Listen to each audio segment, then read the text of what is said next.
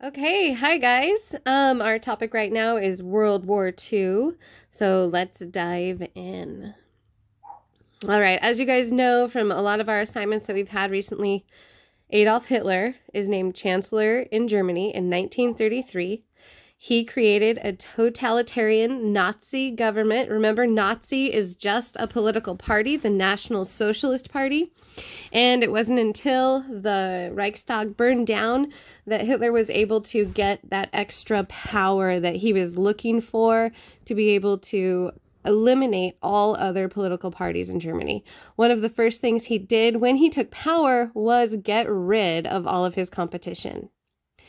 So, after he's been in power for several years, he's going to start to demand Lebensraum, or living space for German people. He's going to set out to try to take back a lot of the territory that was taken from Germany after World War I. So remember, a lot of what happened in World War I is going to lead into World War II. He's going to want to get back a lot of German land. All right, so one of the first places that he goes for is Austria. Austria, beautiful country, just south of the region where Germany is. In 1938, the Nazis march in. That's what you see in this picture. This is a parade. Everybody comes out. They're hanging the Nazi flag everywhere. And people are actually somewhat excited to have the Germans come in because remember, Germany had saved their economy. Hitler had given everybody jobs, put them to work in factories, building munitions, and so a lot of people thought that that looked really good, the fact that they could save the economy. Okay, so then after Austria, they're going to take Czechoslovakia and the Sudetenland. Okay, so it's like one territory after the other. And pretty soon, Germany and Russia will make a pact. It's called a non-aggression pact, a pact that they will not attack each other. And the deal that they have between them is that they will share Poland, that when or if Germany takes Poland, the Soviets, which are on the other side of Poland, they will get a piece of that territory as well. So Stalin and Hitler think that they have a deal. Stalin, of course, is going to get duped in that process. Germany will end up attacking Russia and breaking that pact. And so Stalin, in the end, will end up on the side of the Allies, on our side of the war, fighting against Germany. Okay? So, when Germany invades Poland, that's when a lot of Europeans believe World War II for Europe began. Hitler had already taken the Sudetenland and Czechoslovakia and Austria and so on. But the invasion of Poland is the kind of official date of the beginning of World War II. So that was September. Think of it like school's just starting. In 1939 is the European version of the beginning of World War II. Okay? Now, when the Germans attacked Poland, they used a special tactic called Blitzkrieg. Blitzkrieg, really famous word, means lightning attack. Lightning happens really fast, really intense. That was their goal. They marched very quickly, sending in airplanes, the Luftwaffe, then tanks, followed by mass infantry. They would just swarm into an area incredibly fast. And what they're kind of known for having done was not just blowing through an area and like staying there, but they kept on going. They attacked really quickly all across the region that they were trying to take over. So they just plowed through Poland. And then when they finally next invade France, it's going to be the same thing. They're just going to blitzkrieg, lightning attack. Once they hit a territory, they don't stop. They keep going. And that's kind of where we get that movie, Dunkirk.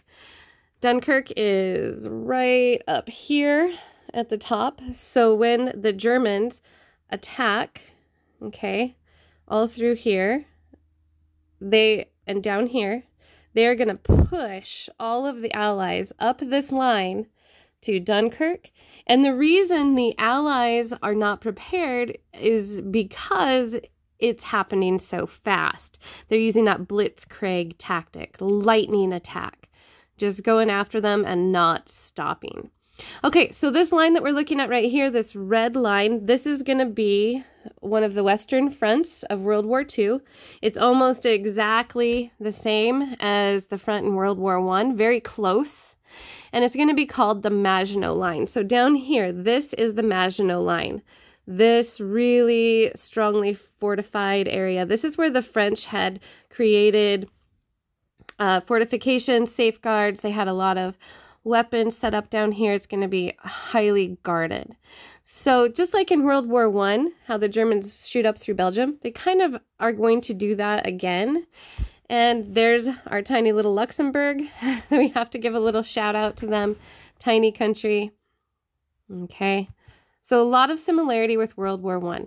Here's a picture of some of the defenses that were set up on the Maginot Line. And today, these places are some really great museums and parks that commemorate the war. Okay, so this is the defensive line that they built along the border between France and Germany.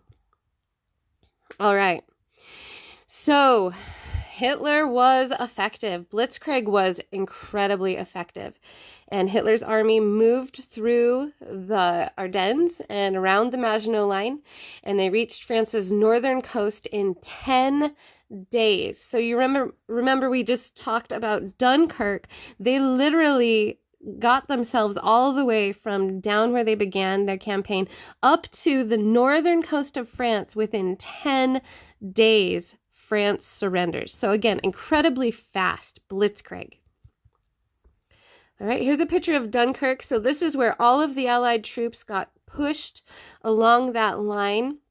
The movie just came out last year. It's a fantastic movie.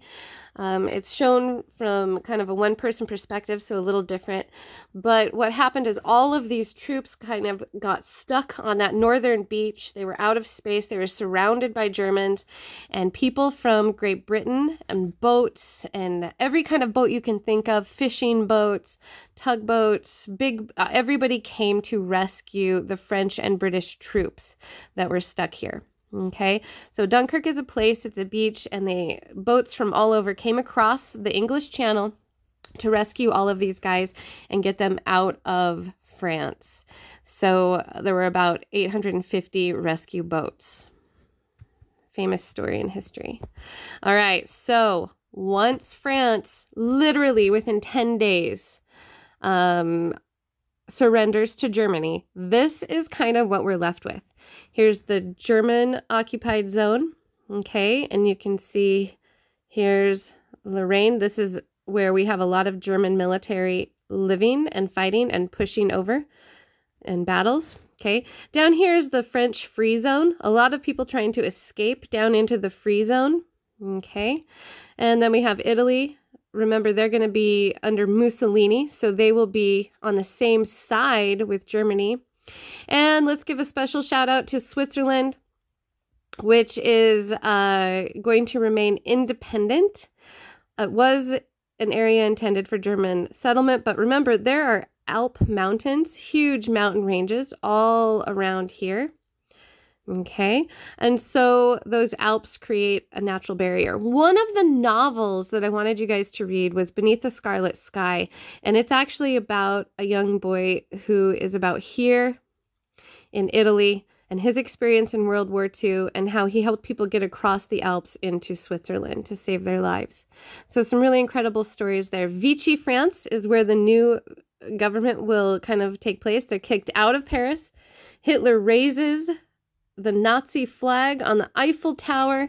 Remember, when you take the capital, you basically take the country. And I want you to think about, lastly, all of the people living in this occupied zone here. You know, a lot of them are going to have to live among Germans. Okay, so one of the other books that we were looking at was All the Light We Cannot See. It's about a young girl who lives in France, and she will become part of occupied German territory. So imagine women and children living in these areas. Their men are off at war, and they have to have Germans living in their homes and feeding these German officers everywhere.